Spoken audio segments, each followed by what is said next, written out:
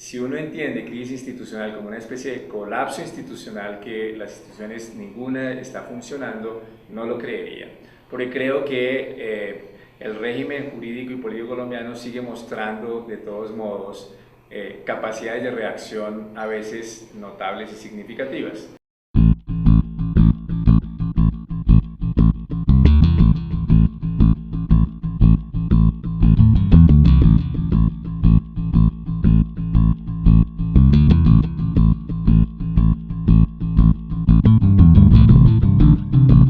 Sobre el papel de la Procuraduría en el proceso de paz, hago, si se quiere, dos precisiones previas que podrían mostrar mis sesgos.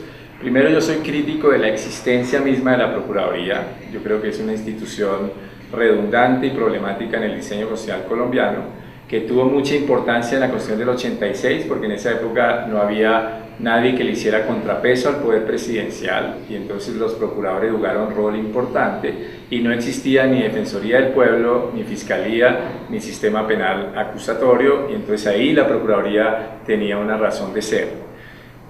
La Procuraduría adquirió mucha legitimidad durante la Constitución del 86, hubo procuradores muy importantes que a veces pararon a los presidentes en cosas trascendentales, y por eso no se le quiso quitar poder sino reforzarla durante la Constitución del 91, pero no se vio que se habían creado instituciones que hacían redundante y riesgosa la Procuraduría.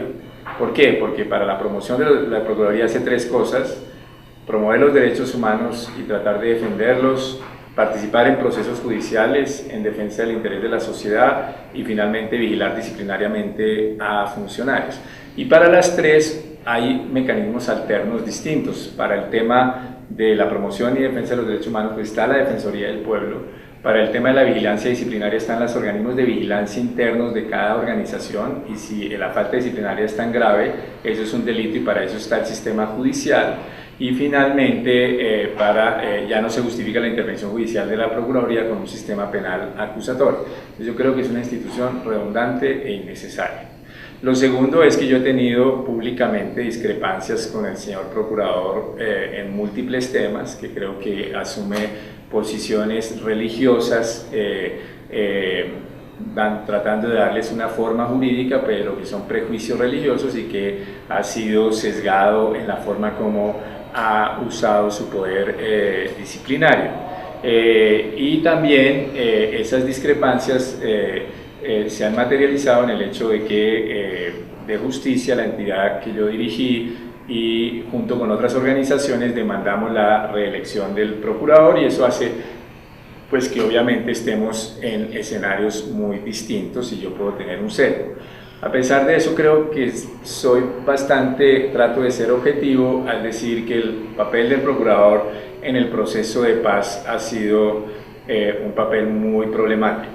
Yo no estoy contra un funcionario público que critique el proceso de paz y critique aspectos del proceso de paz, y menos aún con alguien que ponga la idea de los derechos de las víctimas y la idea de la justicia en el corazón de los debates del proceso de paz. En eso no estoy para nada en desacuerdo. Lo que digo es que la forma como lo ha hecho es muy problemática por varias razones. Primero, porque lo que ha hecho el procurador es decir inexactitudes jurídicas, o sea, convertir opiniones jurídicas propias en lo que supuestamente dice el derecho internacional, y en esas opiniones tratar de maximizar los estándares de justicia para hacer prácticamente imposible el proceso de paz. Pongo dos ejemplos. El procurador ha dicho, por ejemplo, que el derecho internacional prohíbe o exige que siempre que haya crímenes de guerra o de lesa humanidad en el contexto de una transición negociada tiene que imponerse penas de cárcel. Eso no es cierto.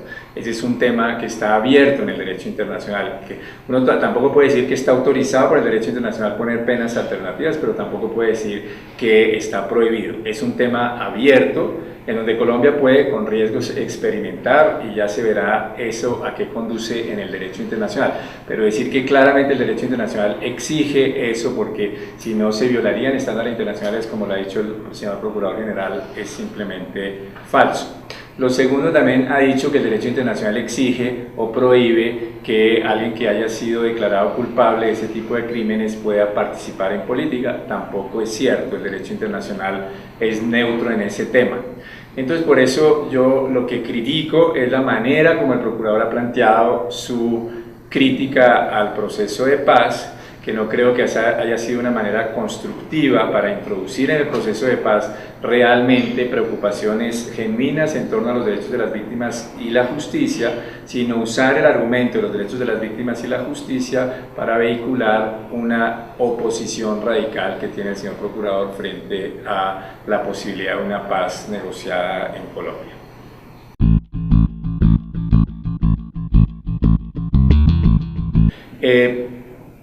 Yo creo que los últimos hechos y otros de hace meses o años muestran que Colombia tiene un deterioro institucional evidente. Primero, digamos, el hecho de que haya tenido que renunciar el director de la policía, no por un problema estrictamente personal de él, sino porque aparentemente hay, todo indicaría que es así, actos de corrupción graves y de acoso sexual en la policía, que lo mismo haya ocurrido en la Defensoría del Pueblo, que haya magistrados de altas cortes, especialmente en el caso del señor Pretel, acusados de actos muy graves de corrupción, muestra, y eso junto a lo que vivimos en el pasado de evidencias de congresistas vinculados a organizaciones criminales con el tema de la parapolítica, o la cantidad de alcaldes que han sido destituidos por asuntos de corrupción o a veces de manejos ineficientes, muestra que tenemos un deterioro institucional.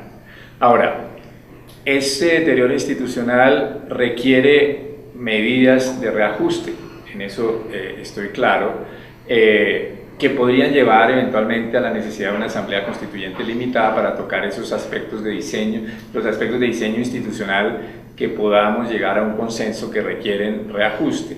Eso estoy de acuerdo.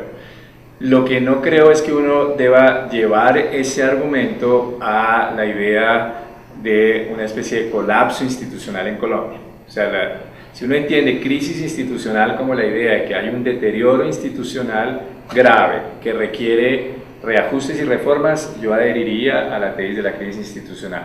Si uno entiende crisis institucional como una especie de colapso institucional, que las instituciones ninguna está funcionando, no lo creería, porque creo que el régimen jurídico y político colombiano sigue mostrando de todos modos capacidades de reacción a veces notables y significativas.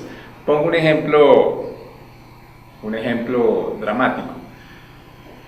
Que no de ahorita, pero de hace 3, 4 años, cuando había todas las evidencias de la parapolítica, 5 o 6 años.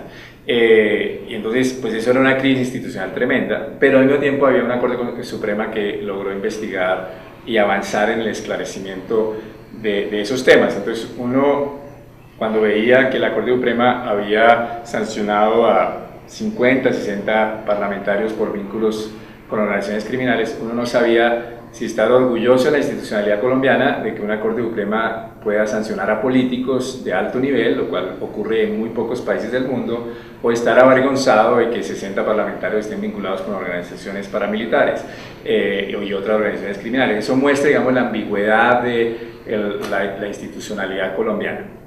Entonces yo diría, crisis institucional entendida como deterioro grave que requiere reformas, reajustes, movilización ciudadana, sí. Crisis institucional como colapso frente a la cual la única alternativa es una refundación institucional a partir de una asamblea constituyente soberana inmediata, no. Lo que yo creería es que debemos que hacer un diagnóstico más preciso de qué es lo que está funcionando y no funcionando en la organización institucional colombiana, y a partir de eso proponer las reformas apropiadas, incluyendo una eventual asamblea constituyente limitada. Termino con un ejemplo de los riesgos de maximizar la idea de crisis institucional. Cuando hubo el escándalo Pretel en la Corte Constitucional, Pretel logró infortunadamente presentar ante la opinión pública que los otros magistrados eran iguales a él y que su crisis era la crisis de la Corte Constitucional.